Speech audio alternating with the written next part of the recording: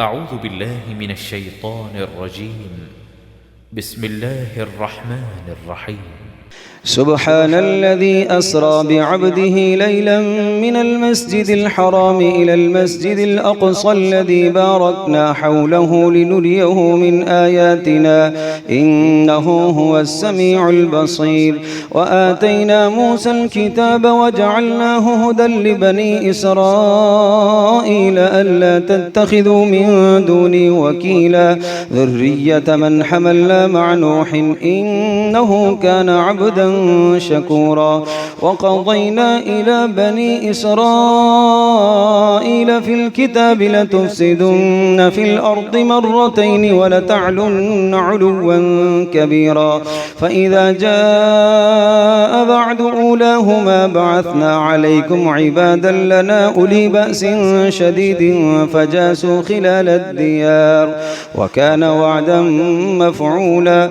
ثم رددنا لكم الكرة عليهم وأمددناكم بأموال وبنين وجعلناكم أكثر نفيرا. إن أحسنتم أحسنتم لأنفسكم وإن أسأتم فلها. فإذا جاء بعد الآخرة ليسوءوا وجوهكم وليدخلوا المسجد كما دخلوه أول مرة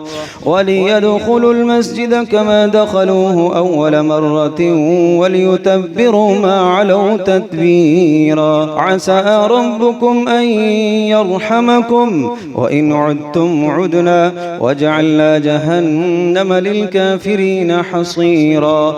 إن هذا القرآن يهدي للتي هي أقوم ويبشر المؤمنين الذين يعملون الصالحات أن لهم أجرا كبيرا وأن الذين لا يؤمنون بالآخرة أعتدنا لهم عذابا أليما.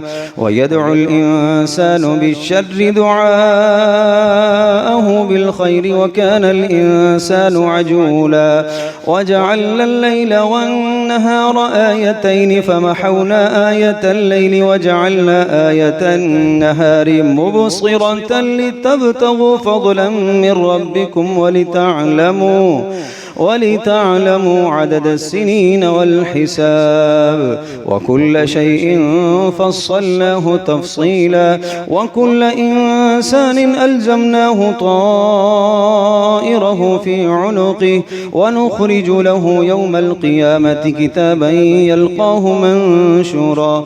اقرأ كتابك كفى بنفسك اليوم عليك حسيبا. من اهتدى فإنما يهتدي لنفسه ومن ضل فإنما يضل عليها ولا تزر وازرة وزر أخرى وما كنا معذبين حتى نبعث رسولا. وإذا أردنا أن نهلك قرية أمرنا متر فيها ففسقوا فيها فحق عليها القول فدمرناها تدميرا. وكم أهلكنا من القرون من بعد نوح وكفى بربك بذنوب عباده خبيرا بصيرا.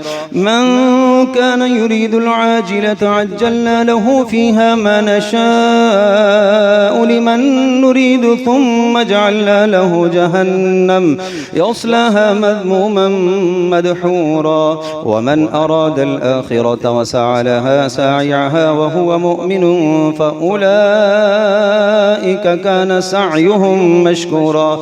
كلا نمد هؤلاء وهؤلاء من عطاء ربك وما كان عطاء ربك محظورا.